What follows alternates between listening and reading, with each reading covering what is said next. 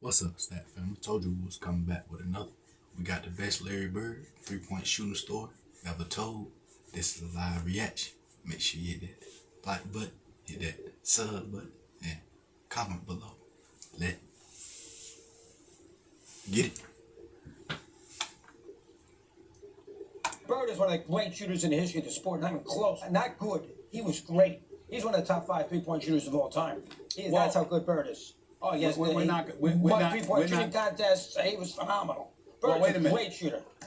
This is the face of a Larry Bird denier because one seemingly innocuous comment about how great of a three-point shooter Larry Bird was had him all in his feelings. Dog, it's just math. It's attempts, it's makes, and it's percentage. And there's no way you could ever argue Larry Bird is a top 3 three-point shooter of all time. There's plenty of people that have shot more, and guess what? Made more at a higher percentage than Larry Bird from 3.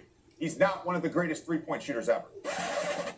Now, as someone who claims to be a student of the game, why in the world would J.J. Redick say something so idiotic? In the words of the great Roy Jones Jr., y'all must have forgot. J.J. Redick, this video is dedicated to you. I lived that 80s era, and Larry Bird was one of the greatest three-point shooters that's ever played this game. Fuck percentages.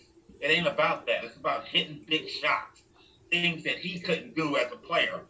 Larry Bird hit more big three-point shots than anyone, even to this day, and he did it in supreme fashion, while trash-talking every step of the way. We're playing Phoenix, and we're way ahead, okay? When we're down in the old Saddle Dome that they had outside. Right. And Larry, we're playing good as a team. Larry has the worst fourth quarter known to man. I mean, he's throwing the ball to the other team. I'm like, good Lord, we had like a 15-point lead. Next thing you know, we're down 2.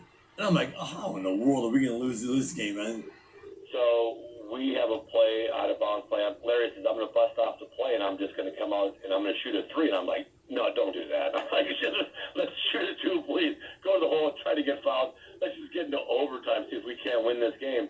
So, Larry not only tells me that, he walked by the bench and says, typical Birdie, just real slow, fixing to bust a 3 on your guys and go home. And so he breaks the play. Max looking, loops it to Bird, a runner. It's good! It's good! And the Celtics win it! Bird hits and the Celtics win it! 103 to 101. A three-pointer by Larry Bird at the buzzer. And he gets the ball, jumps out, busts the play, comes out, gets the ball to slot, shoots the ball. As the ball's in the air, he kind of turns towards the Phoenix bench and yells, "Told you so!" He stops running to the locker room. And I just started laughing. I was like, oh, man. That was Birdie. And he had the confidence, man. That dude had so much confidence. He talked to the coaches. He talked to everybody. He was talking trash all the time, man. But fun. Great competitor, man. And what Kevin McHale failed to mention is that Larry Bird had not taken a single three-pointer that entire game. Hey, JJ, I hope you're listening. Larry Bird was the first player to make the three-point shot a strategic weapon. He weren't out there taking 14 or 15. He liked to use it as a dagger in the fourth quarter. Nobody else used it as strategically as Larry Bird did. Even Michael Jordan understood that shooting too many threes was not the best way to win. There's Jordan for 3. Yes! Did you see that one? When you have that mentality, as I found out in the first game, of making threes, you don't go to the hole as much. You go to the three-point line and you start sitting there waiting for someone to find you. And that's not my mentality. And I don't want to create that because it takes away from all phases of my game. My game is a fake drive to the hole, penetrate, dish off, dunk, whatever. But for some reason, J.J. Redick actually thinks basketball is just a math equation. And he couldn't be more wrong. Just because 3 is more than 2 doesn't mean you should jack up a bunch of 3s. Larry Bird not only was a great three-point shooter, but he had one of the highest basketball IQs in NBA history. And even he never averaged over 4 three-point attempts per game in any season. But he shot them and made them when they truly mattered. Like in this game, when the Celtics were down by 3 with 7 seconds to go, and then this happened. Crowd is standing up. It goes now to Bird. Bird goes up top. And up three-point field goal to Bird. 4 seconds left. He hits it, and it's all tied up again. My goodness.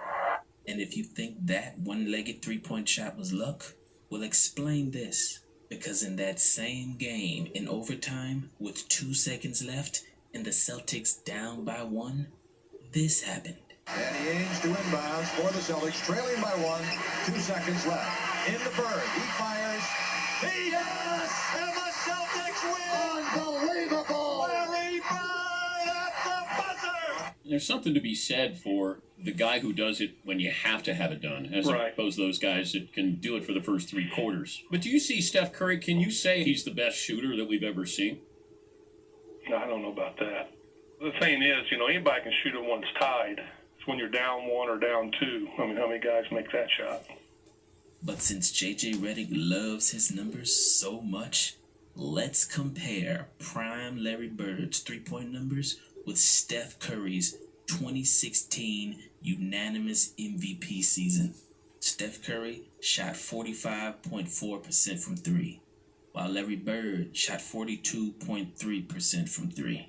Now, in a vacuum, using only this number, the unsophisticated analyst might assume that Steph Curry was a better three-point shooter than Larry Bird, but not so fast.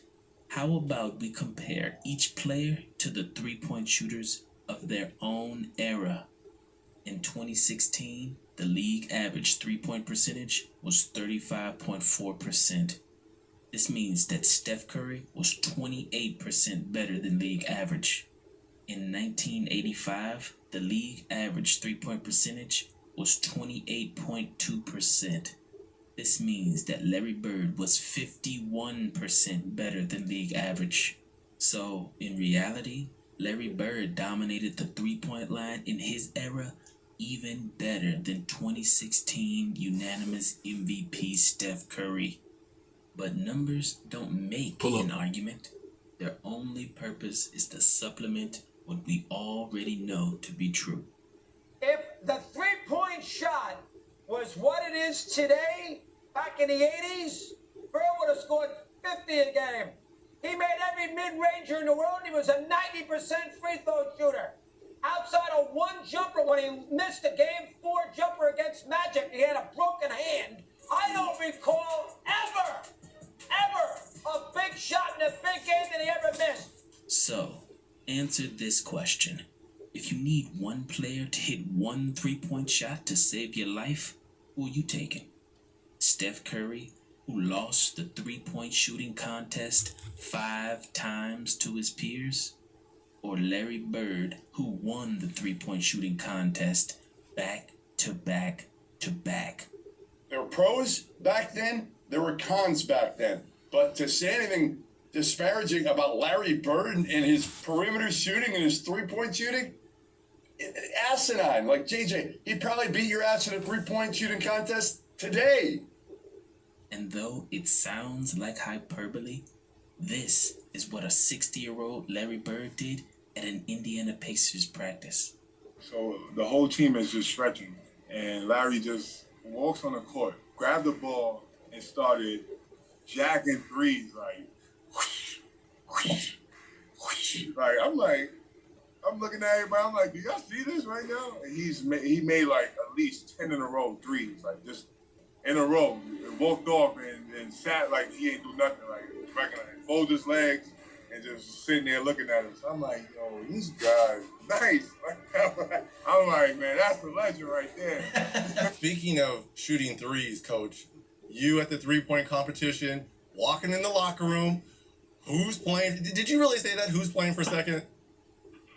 Yeah, I did. I was so bad because Leon Wood never crossed the three-point line. All he did was he always shot threes. So I thought he might be the competition. When I walked in there, he's sitting there, and I said, okay, now they're down to the nitty-gritty. Who's coming in second? You already know who's going to win this.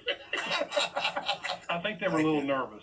And after Larry Bird hit 11 straight threes in this final round, he decided to hit one off the backboard just for fun. Oh, wait a second, off the glass. That chick said my name on it for a week now, and I knew I was going to win this thing. And then the walk off with your hand up. I mean, come on, coach. Come on. You know, when you're shooting them, you don't know what the score is. Right. But I had a feeling by the way the crowd was going, I had to make the last one. And that one there looked perfect all the way. So if it would have bounced out, I would have felt like an idiot. Well, but it went in, I got lucky and got the check and went home. Larry Bird winning the long-distance shootout for the third year in a row. Now imagine that. Larry Bird, who didn't even see a three-point line until after he entered the NBA. Take it in the face, then not watch him shoot it. Unbelievable. You know how far away that is? Somehow became the greatest, most clutch three-point shooter of all time. And he did it in the most physical era of basketball. I don't care what J.J. Redick says. Right. When I watch Steph Curry off the ball in a playoff game, Oh, he's great. getting grabbed and held by Marcus Smart, they're attached to him at all times. Right. Then when I watch Larry Bird come off a pin down and no one's within 5 feet of him and they're shooting the gap, you're telling me one is more physical than the other? You're telling me that's more physical than Steph Curry being grabbed and held for 48 minutes? Yeah. Well, JJ continues to embarrass his university and diminishes the worth of a Duke degree by speaking with such colossal ignorance in public, with such arrogance and authority. It's idiocy that suggests that a no hand-checking finesse league where people are camping out 42.5 feet from the basket is more physical than the NBA of 30, oh my God, talk about 50 or 60 years ago, but even 30 years ago. What does he come up with this? This defies common sense. And Michael Cooper, who was Larry Bird's toughest defender in the 80s, took J.J. Redick's comments very personally. You know what? Watch your mouth, man, when you're talking about former players and who can do this and who can do that. Because the game changed in the 80s because it was so physical. In today's NBA, I don't know what game he's looking at. You can't touch the guy.